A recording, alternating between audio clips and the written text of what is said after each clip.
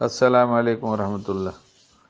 بھائی تمہارے آج کی یہ کارگزاری جو دعا کے متعلق ہے، اسے تو سن کر بڑا جی خوش ہوا۔ اللہ ہمیں بھی بہت مانگنے والا بنائے، اور ایسے مضامین جس سے لوگوں کو نفع ہو جاتا ہے اور اس کارگزاری آتی ہے تو اپنا یقین بھی کچھ اور بڑھ جاتا ہے اور خوشی بھی ہوتی ہے۔ اور ہمارا جی چاہتا ہے، ہم تو بار بار یہی کہہ رہے ہیں کہ اپنے تمام چھوٹی بڑی ضرورتوں کو دعاؤں اور صدقے کے ذریعے پورا کرو۔ جہاں رکاوٹ آتی ہو تو وہاں استغفار بھی بڑھا دو، اور مزید نفع ہوگا کہ درود پاک کی بھی کثرت ہو جائے۔ کسی خاص مضمون کے ضرورتوں کے لیے کہ یہ میری فلاں ضرورت ہے اور پوری نہیں ہو رہی ہے، وہ چاہے یہ مادی ہو، دنیاوی ہو یا روحانی ہو اور آخرت کی ہو۔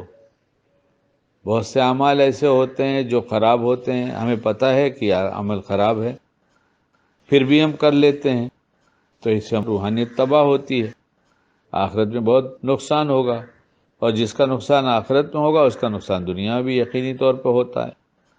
اس لیے اور جن اچھے اعمال کی طرف طبیعت تو چلتی ہے، اچھا سمجھتے بھی ہیں اور کرنا بھی چاہتے ہیں، اور کر بھی نہیں پاتے، نہ کرنے پر پچھتاوا بھی ہوتا ہے کہ ہمیں یہ کرنا چاہیے تھا، ہم سے نہیں ہوتا، فلاں چیز سے بچنا چاہیے تھا، ہم سے نہیں ہوتا، سمجھ میں نہیں آتا۔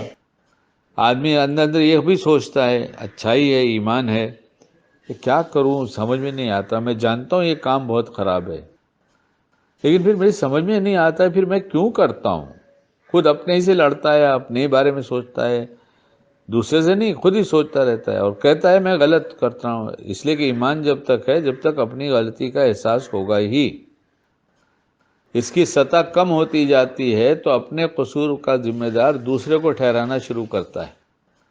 تمہاری وجہ سے ہوا، تیری وجہ سے ہوا، تو نے ایسا کیا تھا اس لیے ایسا ہوا۔ اور جب ایمانی سطح بلند ہوتی جاتی ہے تو بس ایک ہی بات سمجھ میں آتی ہے، میرا کوئی قصور ہے، میرا کوئی گناہ ہے، میری کوئی غلطی ہے، میری کوئی بھول چوک ہے۔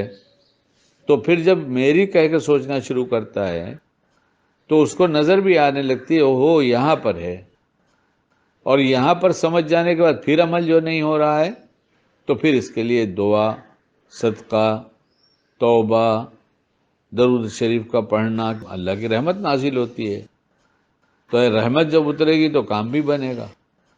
اس لیے یہ جو تم نے کہہ دیا کہ دعا سے تو بہت ہی فائدہ ہوتا ہے، اور میں نے تو دیکھ لیا تمہارے کہنے کے مطابق، کہ میں نے تو دیکھ لیا کہ میرا ایک ایسا سب کام تھا جو ممکن بھی نہیں تھا اتنی جلدی ہو جانا، اور وہ ہو گیا، تو کہیں نظر آ گیا ہو گیا، کہیں تھوڑی دیر میں ہوگا، لیکن ہوگا ضرور۔